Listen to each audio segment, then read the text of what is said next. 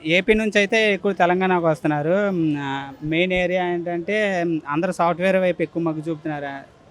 Competition వైపు ఎక్కువ మొగ్గు చూపియట్లే. ఎందుకంటే అక్కడ హ్మ్, 2 గవర్నమెంట్స్ ఎక్కువ జాబ్ ప్రొవైడ్ చేయలేకపోతున్నారు ప్రాపర్‌గా. అంటే గవర్నమెంట్ మారే కొద్దీ ఇంకా వాళ్ళు తీసే కేపబిలిటీ కూడా అంతలాగా ఇదవ్వట్లేదు. దానివలన యూత్ ఎక్కువ ఇటు అమీర్పేట ఇలాంటి దిల్‌సుఖ్‌నగర్ ఇలాంటి ఏరియాల్లో ఎక్కువ ఏపీ నుంచి ఎక్కువ మంది వస్తున్నారు.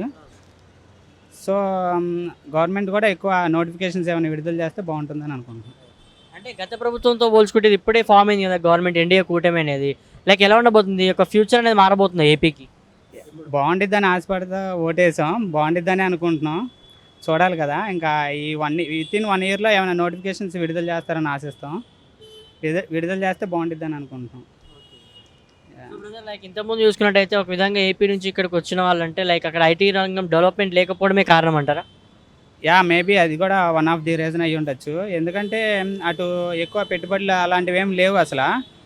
దానికి తోడు నోటిఫికేషన్స్ కూడా అంత పెద్దగా ఏం లేవు. దానివల్ల ఎక్కువ ఆహ్, వైసీపీ గవర్నమెంట్ నెగెటివ్ అని కాదు. వైసీపీ గవర్నమెంట్ ఉన్నప్పుడు యూత్ మాక్సిమం హైదరాబాద్ సైడే చూసేవారు. ఇప్పుడు ప్రెజెంట్ జనరేషన్ మారిద్దనుకుంటున్నాను. ఇప్పుడు ఐటీ రంగం అక్కడ ఏమైనా పుంజుకుంటుందని ఆశిస్తున్నాను. మేబీ డెవలప్ అయ్యే ఛాన్సెస్ ఛాన్సెస్ ఉంది మేబీ ఈ 5 ఇయర్స్‌లో. జాబ్స్ కూడా ఏమైనా రావచ్చని అనుకుంటున్నాను. పవన్ కళ్యాణ్ గారి పాత్ర ఎలా ఉందని చెప్పుకోవచ్చు డిప్యూటీ సీఎం? పవన్ కళ్యాణ్ గారు ఇంకా చెప్పనవసరం లేదు. చేసి చూపించారు కదా! ఇంకా ఫ్యూచర్‌లో కూడా ఇంకా పెద్ద స్థాయికి చూపిస్తారనుకుంటున్నాము. సో, అదే. ఇంకా బాగా డెవలప్ చేస్తారు. ఇప్పటికీ చాలా అవర్స్ కష్టపడి ప్రతి దాని గురించి క్షుణ్ణంగా పరిశీలించేస్తున్నారు. ప్రతీదీ చాలామంది అవగాహన లేదనుకుంటున్నారు కానీ చాలామంది పవన్ కళ్యాణ్ పక్కా అవగాహన ఉండడం బట్టే డిప్యూటీ సీఎం దాకా అయ్యారు. సో, త్వరలోనే సీఎం అవుతారని ఎక్స్‌పెక్ట్ చేస్తున్నాం. ఏపీ పీపుల్‌గా. సో బ్రదర్ లైక్ చూసుకున్నట్టయితే ఇప్పుడు బాబు గారు లైక్ పవన్ కళ్యాణ్ గారు ఇద్దరు ఒకటైనాక ఈరోజు పార్టీని గవర్నమెంట్ అనేది ఫామ్ చేసింది. ఇన్ కేసు బాబు గారు ఒకరే ఉండుంటే ఈరోజు గవర్నమెంట్ ఫామ్ అయ్యేదా? మేబీ ఫామ్ అవ్వకపోవచ్చు. అది మనం 2019లో చూసాం ఆల్రెడీ. సో, పవన్ కళ్యాణ్ కలవడం వల్ల ఫామ్ అయిందని నేనైతే అనుకుంటున్నా. యాహ్! పవన్ కళ్యాణ్ కలవడం వల్ల ఫామ్ అయిందనుకుంటున్నా నేనైతే.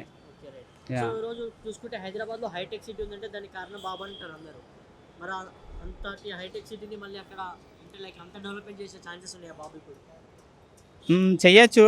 కేంద్రం నుంచి కూడా ఎన్‌డీఏ గవర్నమెంట్ ఫామ్ అయింది కదా! సో, కేంద్రం నుండి కూడా నిధులు మొన్న బడ్జెట్‌లో కూడా ప్రవేశపెట్టారు. ఇంకా ఫ్యూచర్‌లో కూడా ఇంకా 4 ఇయర్స్ ఉంది కదా బడ్జెట్‌లు. సో, దానిలో కూడా వస్తాయని ఆశిస్తున్నాం. వస్తాయని ఆశిస్తున్నారు. యాహ్! 4 ఇయర్స్‌లో అమరావతి బాగా ఎదిగిద్దని ఇంకా యూత్‌కి కూడా మంచి అవకాశాలు ఉంటాయని ఎన్‌డీఏ ఫామ్‌లో జాబ్ ఆపర్చునిటీస్ ఉంటాయని అనుకుంటున్నాం. లైక్ ఎటువంటి ప్రభుత్వం ఉండాలన్న? అంటే ఇప్పుడు లైక్ పేదలకు గాని ఏదైనా కూడా అంటే ఉచిత పథకాలు ఇచ్చే గవర్నమెంట్ కావాలా? లేదంటే ఉద్యోగ అవకాశాలు కల్పించే గవర్నమెంట్ కావాలంటే ఏం చెప్తారు? ఉచిత పథకాలని మెయిన్ కావాల్సింది యూత్‌కి గానీ ఎవరికైనా విద్య, వైద్యం ఇవి మెయిను. ఉచితంగా ఇస్తే చాలు. మిగతావంటారా అక్కడ పీపుల్‌ని బట్టి అక్కడ గవర్నమెంట్ దీన్ని బట్టి ఓట్ షేరింగ్‌ని బట్టి వాళ్ళ నీడ్స్‌ని బట్టి అలా ఇచ్చినా పర్లేదు. కాకపోతే బడ్జెట్‌ని అవగాహన చేసుకొని ఇవ్వాలని నా అభిప్రాయం. బడ్జెట్ అవగాహన చేసుకొని ఇవ్వాలి. ఇప్పుడు ప్రెజెంట్ ఏపీలో అంత బడ్జెట్ లేదు ఏపీలో. అప్పులు ఎక్కువ ఉన్నాయి ఏపీ రాష్ట్రంలో. గత ప్రభుత్వం అవనే అంతకుముందు ప్రభుత్వం అవనే విడిపోయిన తర్వాత స్టేట్ విడిపోయిన తర్వాత సో, అంత ఇన్కమ్ అనేది జనరేట్ అవ్వట్లే. సో, దట్స్ వై నేననేది అది.